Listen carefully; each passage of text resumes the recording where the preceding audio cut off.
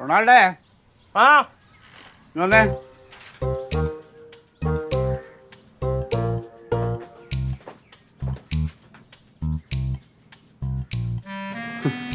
അതും എടുത്തില്ലേ?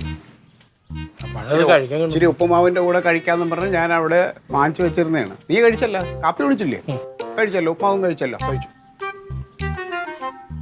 പോട്ടെ, അത് വിട്. പിന്നെ നമുക്ക് ഇതിനകം ഒന്ന് വൃത്തിയാക്കണം കേട്ടോ. വൃത്തിയാക്കാൻ വേസ്റ്റ് സാധനങ്ങൾ കൊണ്ടിടുന്ന ആ വേസ്റ്റ് ഇതെല്ലാം പുറത്താക്കണം. ഇവിടെ ഒരു ചെറിയ പരിപാടി നടക്കണം. അയ്യാ, ഒരു പരിപാടി നടക്കണം. ഇത് അത് മാത്രമേ നിന്റെ ചിന്തയിലുള്ളൂ അല്ലേ? സാധാരണ മാമനും കരമച്ചമ്പൊക്കെ എന്തെങ്കിലും കിട്ടും.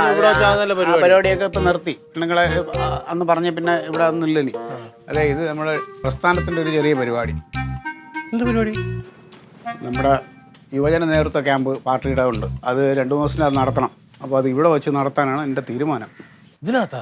ഓ, പഠന ക്യാമ്പാ? എന്ത്? എത്ര പേര് കാണും? ഒരു 10-12 പേര് കാണും. പാർട്ടി തിരുവനന്തപുരം ജില്ല മൊത്തമുള്ള പാർട്ടിക്കാരുടെ കാര്യമല്ലോ വെച്ചാൽ ക്യാമ്പിന് എത്ര പേര് കാണും? ഒരുപാട് അങ്ങോട്ട് ഉഴുത് മറിക്കണ്ട കേട്ടോ. വലിയ ബഹളം വയ്ക്കണ്ട. നീ ആ പ്രസ്ഥാനത്തിൽ ഉള്ളതാണെന്നുള്ള കാര്യം മറക്കണ്ട കേട്ടോ. എൻ്റെ ഭാര്യയൊക്കെ പറഞ്ഞാൽ അത് ഓക്കെ. അവളെ രക്തത്തിൽ ഇങ്ങനെ അലിഞ്ഞ് ചേർന്ന് വേണ്ട, അത് എപ്പോഴും നെഗറ്റീവ് പറയുള്ളൂ. അപ്പോൾ ഇതൊന്ന് വൃത്തിയാക്കണം. അതിനെന്താണ് വഴി? അതിന് വഴിയെന്ന് പറഞ്ഞാൽ ആദ്യമേ വൃത്തിയാക്കാനുള്ള പൈസ. സ്വന്തം വീട്ടിലെ ചായ്പ് വൃത്തിയാക്കണതിന് പൈസ പോലും.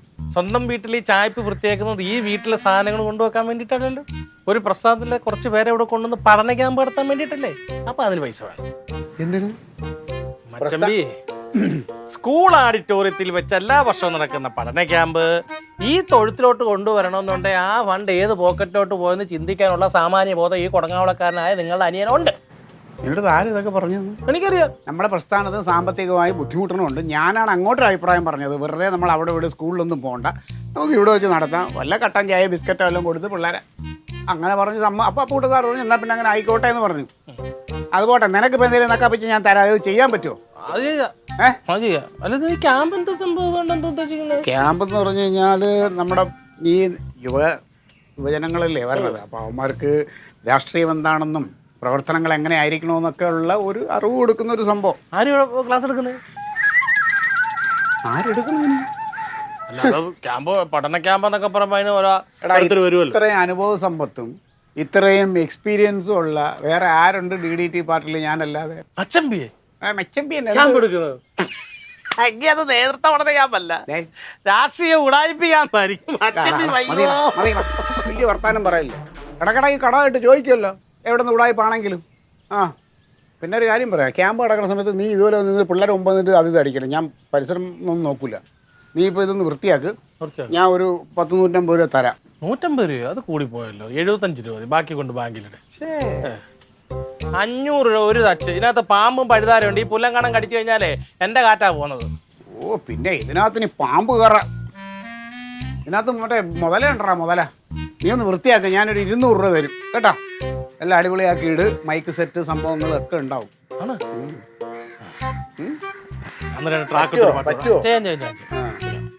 ചെയ്യാം. പക്ഷേ പിന്നെന്തൊരു പക്ഷേ തുക കുറച്ചുകൂടെ വലുതാക്കിയാൽ കൊള്ളായിരുന്നു. ഒരു ദിവസം തച്ചുകൂലിയല്ലേ ചോദിച്ചു. അത് തന്നുകൂടെ? എന്തായാലും പാർട്ടിയിൽ നിന്ന് രസീത് എഴുതി മേടിക്കുന്നത്. 200 രൂപ എന്ന് പറയുന്നത് ചെറിയൊരു തുക അല്ല. അത് നീ മനസ്സിലാക്കണം. ഒരു 200 രൂപ കൊണ്ട് ഇവിടെ ഒരാഴ്ച കഴിയുന്ന കുടുംബങ്ങളുണ്ട് നമ്മുടെ നാട്ടിൽ. നിങ്ങൾക്ക് അത് അറിയാത്തോണ്ടാണ്. കഷ്ടതയും ബുദ്ധിമുട്ടും അറിയാത്തോണ്ടാണ്. അറിയണമെങ്കിൽ നീ തങ്കത്തിനോട് ചോദിച്ചു നോക്ക്.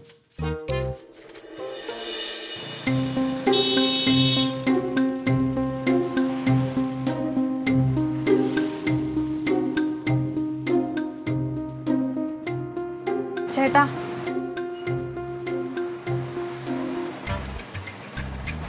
ഇത് 2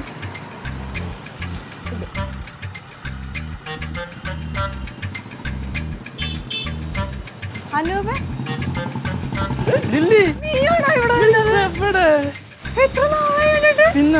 ഇതെവിടെ പോയി?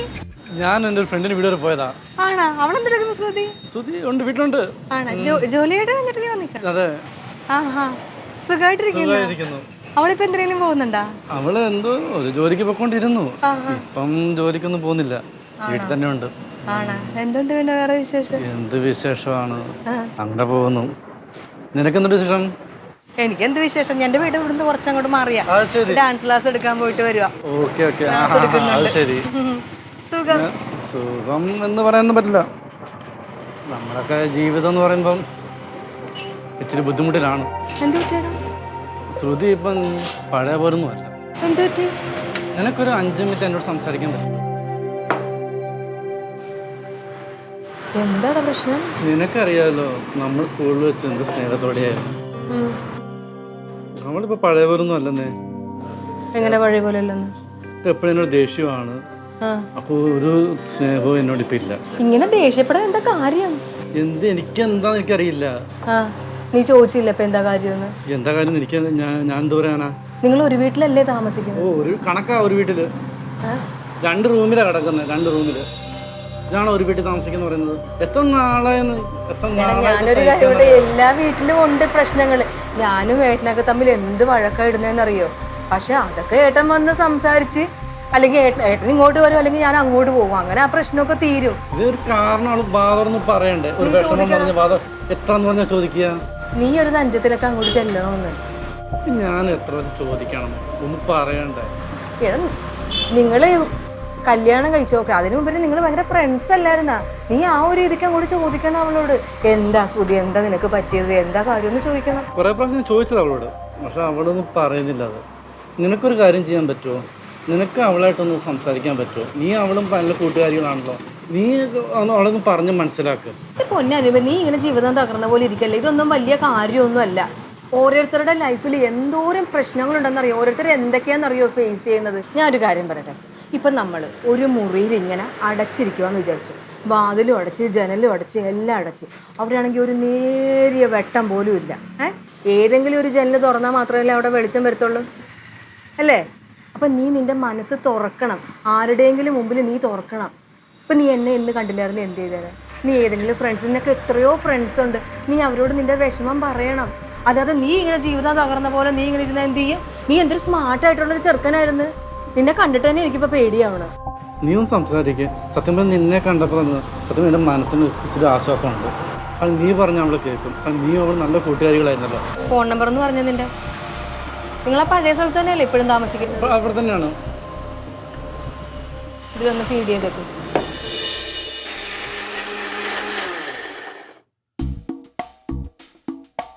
നീ അല്ലേ? എന്നിട്ട് ചേച്ചിക്ക് എന്താ വിശ്വാസം വരുന്നില്ലേ? പറഞ്ഞല്ലേ? എന്നിട്ട് എന്താവാനാ?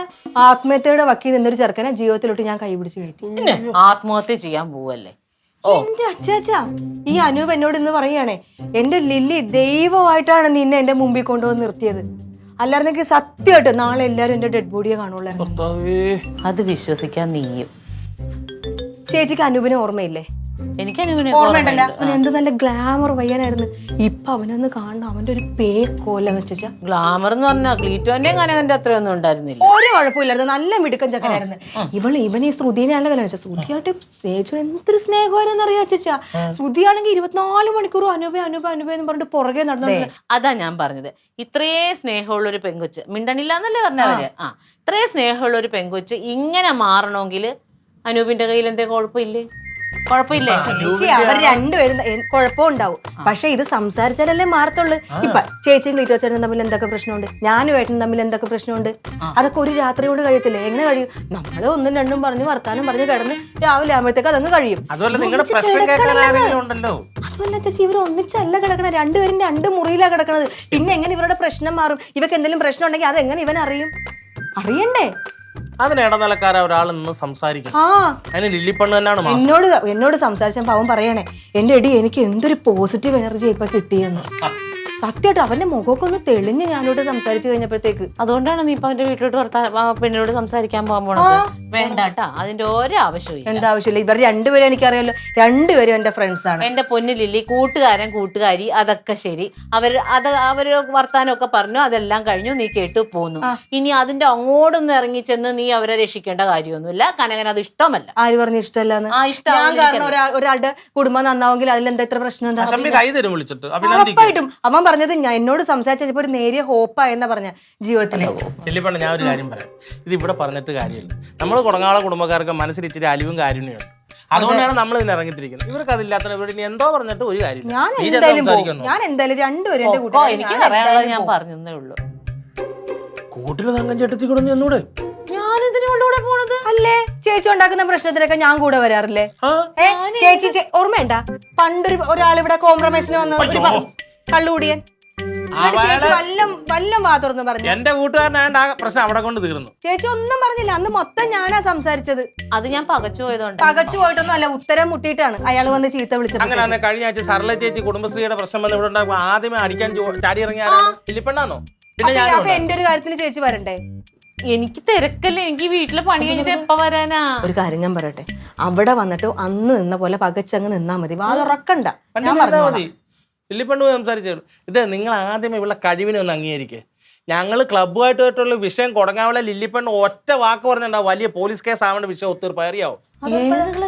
10ാം ക്ലാസ്സിൽ പഠിക്കുമ്പോൾ ഞാനും കട്ടള സാധനമായിട്ടുള്ള ഇടിയുണ്ടായില്ലേ ഗോലി കളിക്കകത്ത് പെറ്റക്കോട്ടിട്ടാണ് പറഞ്ഞത്. ഭയങ്കര പ്രശ്നമുണ്ടായിരുന്നു. കൊച്ചുനാൾ പോലെ ഉള്ള ആ വാസനയുണ്ട്. പ്രധാനമായിട്ട് ഈ ഭാര്യയ്ക്കും ഭർത്താവിനും ഇടയിലൊരു ഒളിമറവുകൾ പാടില്ല. എന്തുണ്ടെങ്കിലും നമ്മൾ തുറന്ന് സംസാരിക്കണം, അല്ലേ? എനിക്കൊരു പ്രശ്നം അത്രയും എഴുതിയെടുക്കാൻ നിൽക്കുകയാണ് അങ്ങ്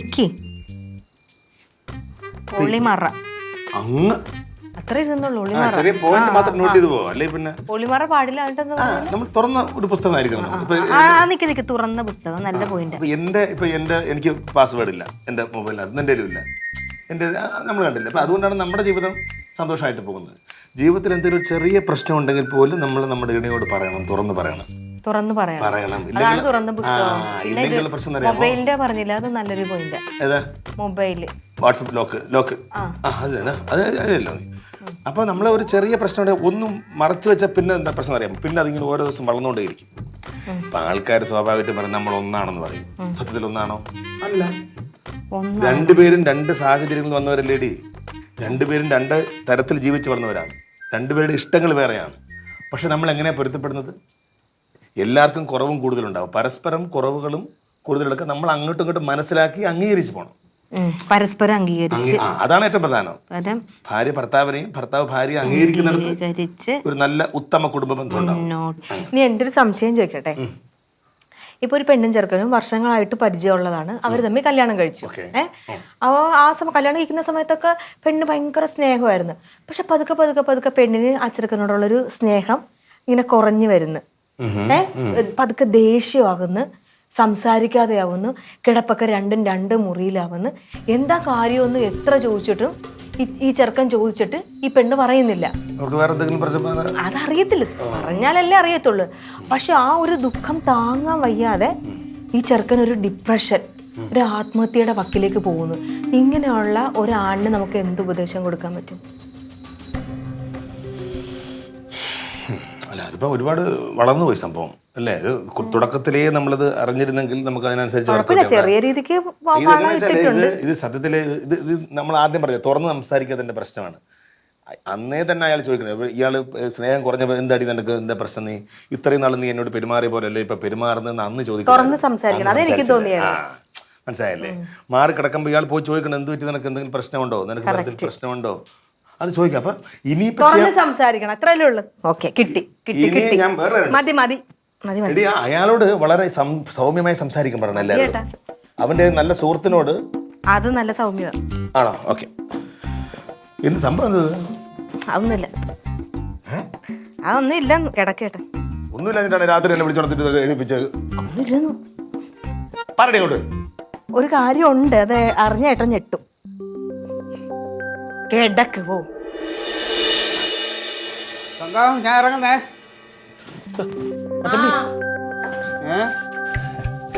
എനിക്കൊരു 200 രൂപ തരൂ. ഇയർഫോൺ ഇരുന്നത് പൊട്ടിപ്പോയി, മേടിക്കാം. ഇയർഫോൺ പൊട്ടിപ്പോയ? മൊബൈലിൽ കുത്തി ജോലിയൊക്കെ ചെയ്തോണ്ടിരിക്കുമ്പോ പാട്ട് കേൾക്കാൻ വേണ്ടിട്ടേ. ഇവൻ എന്തിനെടുക്കാൻ രാവിലെ പോണത് ഇവിടുന്ന് വർക്ക്ഷോപ്പില്? 200 രൂപ എടുക്കാനില്ലെങ്കിൽ പിന്നെ എന്തിനാണ് ജീവിക്കുന്നത്? 200 രൂപ അത് പണിപ്പൈസ കിട്ടുമ്പോ അങ്ങ് തരും. പണിപ്പൈസ കിട്ടുമ്പോ ഇവനത് സേവനം ചെയ്യാനാ പണിയണത്. 200 രൂപ സ്വന്തമായിട്ട് ഇല്ലാതെ ഇങ്ങനെ എന്തിനാ ഇങ്ങനെ തെണ്ടി നടക്കണത്? വാടക ഒരു മാസം കൊടുത്തു. വാടക കൊടുക്കുന്നത് അത് കൊടുക്കണം, അതിന്റെ ഉത്തരവാദിത്തമല്ലേ? ആ കൊടുത്തു, അതുകൊണ്ടാണ് കാലിയായത്. ഇനിയിപ്പോ പണിക്ക് പോയി ഇപ്പൊ 200 250 തിരിച്ചു തരും. നിനക്ക് ഇത്തിരി ദൂരത്ത് കൂടുതലാണ്.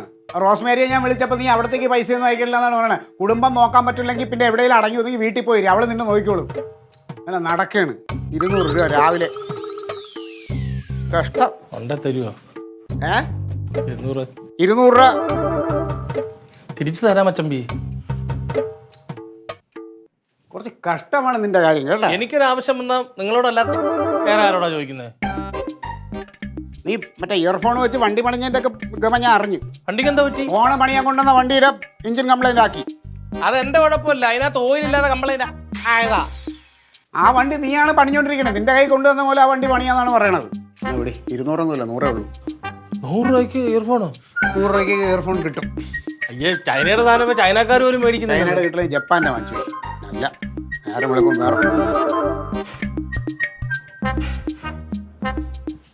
ഞാനിപ്പോ ഇവിടെ വന്നപ്പോ നീ എന്തെങ്കിലും പോക്കറിയില്ല കാണിച്ചാടെ? അച്ചമ്പി എന്റെ ഉള്ളിൽ എന്തെങ്കിലും തിളയ്ക്കണ പോലെ എനിക്ക് തോന്നുന്നു. തങ്ക ഞാൻ ഇറങ്ങി. ക്ലീറ്റ ഒന്ന് നേരത്തെ വരണേ, എന്നാ ഉച്ച കഴിഞ്ഞിട്ട് ലില്ലിയുടെ കൂടെ പോണം. നോക്കാം. പോയാ? പിന്നെ ക്ലീറ്റോ നിന്നോട് ചോദിച്ചില്ലേ ഇപ്പൊ മുഖം കൊണ്ട് എന്തോ കോക്കിരി കാണിച്ചോന്ന്? ഞാൻ അപ്പൊ തന്നെ പറഞ്ഞല്ലോ കാണിച്ചില്ലെന്ന്. പക്ഷെ കാണിച്ചത് ഞാൻ കണ്ടു. ഓ, പിന്നെ ഞാനൊന്നും പറയാതിരുന്നത് എന്താണെന്നറിയാമോ? ഇതിന്റെ അപ്പുറം എനിക്ക് ആ മുഖത്ത് നോക്കി കാണിക്കാൻ തോന്നാറുണ്ട്. സെറ്റ്. ഇനി എങ്ങാനും കാണിച്ച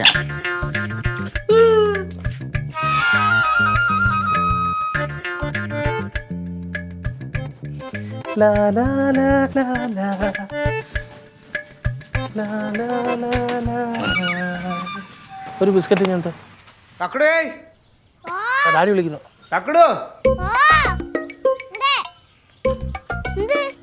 ഹോംവർക്കെല്ലാം എഴുതി കഴിഞ്ഞാ? എല്ലാം എഴുതി? ഒന്നും ഇല്ലല്ലോ ഇനി ബാക്കി? അമ്മ വന്നിട്ട് അത് എഴുതിയില്ല ഇത് എഴുതിയില്ല എന്ന് പറഞ്ഞ് വല്ലം പറഞ്ഞാ എന്റെ നല്ല അടി കിട്ടും. ഓക്കെ ആണല്ലോ? അത്ര എനിക്ക് അറിഞ്ഞാ മതി. അമ്മ കളി പൊക്കിട്ട് കളിച്ച്. ഇതെന്താണ്? പിന്നെ ഈ കൊച്ചു കുഞ്ഞല്ലേ ഇപ്പൊ പഠിച്ചങ്ങ് MBBS എടുക്കാൻ പോണത്. എടാ അത് അതിൻ്റെതായ രീതിയിൽ വളർന്നു വരുമ്പോഴത്തേക്ക് അവൻ അതൊക്കെ പഠിച്ച് പാസ്സായി മിടുക്കനായിക്കൊള്ളും. എടാ ഈ പ്രായത്തിൽ കൊച്ചുങ്ങൾ കളിച്ച് പഠിച്ച് വളരണമെന്നാണ് പറയുന്നത്, അറിയാമോ? അത് ശരിയാ അല്ലേ മക്കളെ? കളി ഇച്ചിരി കൂടുന്നുണ്ട്. എന്റെ സാറ് വണ്ടി ശരിയാക്കാൻ വന്നപ്പോ പറഞ്ഞു പഠിത്തത്തിൽ ഇച്ചിരി മോശം ഉഴപ്പാന്ന് പറഞ്ഞു. നിന്റെ സാറ് എന്നെ വർക്ക്ഷോപ്പിൽ വന്നപ്പോ പറഞ്ഞു നീ ഉഴപ്പനാന്ന് പറഞ്ഞു. അയ്യോ, അങ്ങനെയാണെങ്കിലേ ടീച്ചറെ ഞാൻ ക്ലാസ് ലീഡർ ആക്കുവായിരുന്നു. നീ ലീഡറാ കുഞ്ഞിനെ? എന്തടാ അവൻ ലീഡറാ? എന്ത് കുഴപ്പം? ഇവിടെ ഒരു ലീഡറിന്റെ മോനാണ് അവൻ. അവൻ ചിലപ്പോ പ്രധാനമന്ത്രി വരെ ആവും കേട്ടാ. രാഷ്ട്രീയത്തിന്റെ പുറകെ അവന്റെ പഠിത്തം മൊത്തം നല്ലോണം പഠിച്ച് നല്ല വലിയ ജോലിയിലെത്തും. പിന്നെ രാഷ്ട്രീയത്തിന്റെ പുറകെ പോയ എന്ത് കുഴപ്പം? ഇവിടെ കുറെ പേര് പഠിച്ചല്ല. 10 ആളറിയോ എന്നെ പോലെ ഒരു പ്രമുഖൻ എന്ന് പറഞ്ഞാൽ പൊതുപ്രവർത്തനത്ത് ആർക്കും അറിഞ്ഞൂടാത്ത ഇപ്പൊ തന്നെ. അത് ശരിയാ. അവൻ ലീഡർ ആവട്ടെ, എനിക്ക് അവനെ രാഷ്ട്രീയത്തിലേക്ക് വിടുക എന്നുള്ളത് തന്നെയാണ് എന്റെ ഉദ്ദേശം. ഇവിടെ പഠിച്ചോണ്ടെന്താ കനമച്ചപ്പിക്ക് പോലീസ് ജോലി കിട്ടിയില്ലേ? അതെങ്ങനെ കിട്ടിയടാ? അത് അതല്ല, പഠിച്ച് നടക്കുന്നു. അതുകൊണ്ടൊന്നും ഒരു ഫലവുമില്ല. ഇവിടെ പഠിച്ചല്ലേ കുറേ എന്തുണ്ടായി? പിന്നെ അവന്റെ അച്ഛൻ മരിച്ചത് കൊണ്ട് ആ ജോലി അങ്ങനെ കിട്ടിയതാണത്, അല്ലാതെ അവൻ എഴുതിയെടുത്ത് ജോലി കിട്ടിയതല്ല. കൊച്ചുങ്ങൾക്ക് പറഞ്ഞു കൊടുക്കാൻ പറ്റിയ ഉപദേശം എന്താ?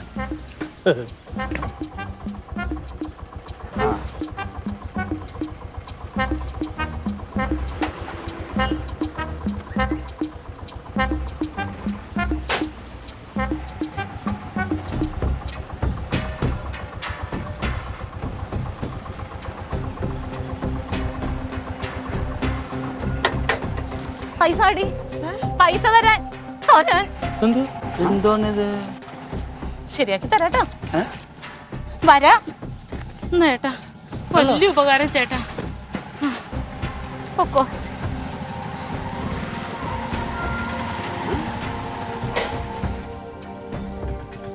എന്താണ് ഒരുമാതിരി തോന്നിയവാസം കാണിക്കരുത്, തോന്നിയവാസം. നീ എന്തിനാ എന്നെ കൊണ്ടുപോയത്? ആ പോണ ഓട്ടോറിക്ഷ ഉണ്ടല്ലോ, ദൈവം കാര്യം പറ. എന്നൊന്ന് പിടിച്ച് നുള്ളിക്കോ. എന്താ നിനക്ക് ഇപ്പൊ എന്താ പ്രശ്നം? എന്താന്ന് പറയടി. പുന്നാര പെങ്ങളെ, ഇവിടെ ആരാർക്കെന്നാ പറഞ്ഞ ക്ലബില് കൊടങ്ങാവിള ക്ലബില് ഒരു വിഷയം സോൾവ് ആക്കിയിട്ടുണ്ട്. വിഷയം നിങ്ങൾ കാര്യം പറയാൻ കൂടെ കാര്യം പറയാതെ എന്റെ അമ്മേ ഇവള് കൂട്ടുകാരുടെയും കുടുംബ പ്രശ്നം തീർക്കാൻ പോയില്ലേ എന്നെ വിളിച്ചോണ്ട്, ഈ പാവപ്പെട്ട എന്നെ വിളിച്ചോണ്ട്. ക്ലീറ്റോ തലനാരഴക്കാണ് അവിടുന്ന് രക്ഷപ്പെട്ടത്. എന്താ സംഭവിച്ചേ? ഒന്നല്ലെങ്കിൽ ഞങ്ങളിൽ ഒരെണ്ണം ചത്തേനെ, അല്ലെങ്കിൽ സാക്ഷി പറയേണ്ടി വന്നേനെ. ഇങ്ങോട്ട് ഇവളുണ്ടല്ലോ, ഇവര് ഒരു കുഴപ്പമില്ലായിരുന്ന കുടുംബമാണ്. അവരങ്ങോട്ടും ഇങ്ങോട്ടും വർത്തമാനം പറയുന്നില്ല എന്നുള്ളത് മാത്രമേ ഉണ്ടായിരുന്നുള്ളൂ. ഇവള് ചെന്ന് വിത്തും പേരും ചോദിച്ച് രണ്ടുപേരും കൂടി വഴക്കായി. ഓംലെറ്റ് ഞങ്ങൾക്ക് തരാൻ വേണ്ടി, ഓംലെറ്റ് ഉണ്ടാക്കാൻ വേണ്ടിയിട്ട് സവാള അരിഞ്ഞുകൊണ്ടിരുന്നു. ആ പെണ്ണ് കത്തിയായിട്ട് എടുത്ത് ചാടി ക്ലീറ്റോ അയാളെ കുത്താൻ. കുത്തിങ്ങനെ നിക്കുന്ന ഞങ്ങള് പിടിച്ചിട്ട് നിക്കണുണ്ടോ? തലക്കുഴപ്പമുള്ള അറിയാൻ പാടില്ല ഇവള് എന്ത് വിളിച്ചിട്ട് പോയെന്ന്. കേക്ക് ക്ലീറ്റോ എന്റെ പൊന്നുമോളെ അടങ്ങി നിക്കുന്ന ഞാൻ പറഞ്ഞതുമില്ലേ, ഓടിക്കോന്ന് പറഞ്ഞു ഇവള് ഇറങ്ങിയ ഒരു ഓട്ടം. നിന്നെ എടുക്കാ ഞാന് എനിക്കെന്താണെന്ന് അറിയാൻ പാടില്ല, ഞാനും ഇറങ്ങി ഓടി. ചത്തോന്ന് എനിക്ക് അറിയാൻ പാടില്ല. അവരിൽ ആരെങ്കിലും ഒരാൾ എന്തെങ്കിലും സംഭവിച്ചിട്ടുണ്ടാവും. ലില്ലിപ്പെണ്ണ് നയപരമായിട്ട് മിണ്ടരുത്, മാങ്ങാത്തൊലി ലില്ലിപ്പെണ്ണ്. ഞാൻ പെട്ടെന്ന് പകച്ചു പോയി അച്ഛ. പോയില്ലേ? തങ്കത്തിന് ഇച്ചിരി പഠിപ്പും വിവരവും കുറവാണെങ്കിലും ചില കാര്യങ്ങളിലൊക്കെ അവൾക്ക് ഇച്ചിരി ബുദ്ധി കൂടുതലാണ്. അത് നീ മനസ്സിലാക്കണം. അതുകൊണ്ടാണ് അവൾ ഇപ്പോഴും ശാഖയായിട്ടും നീ ശിഖരമായിട്ടും അങ്ങനെ ഇരിക്കുന്നത്. ഒരു കാര്യം കൂടി പറയാം, ആന അപ്പിയിടണത് കണ്ട് ആട് അപ്പിയിടാൻ നോക്കരുത്. നോക്കിയാലുണ്ടല്ലോ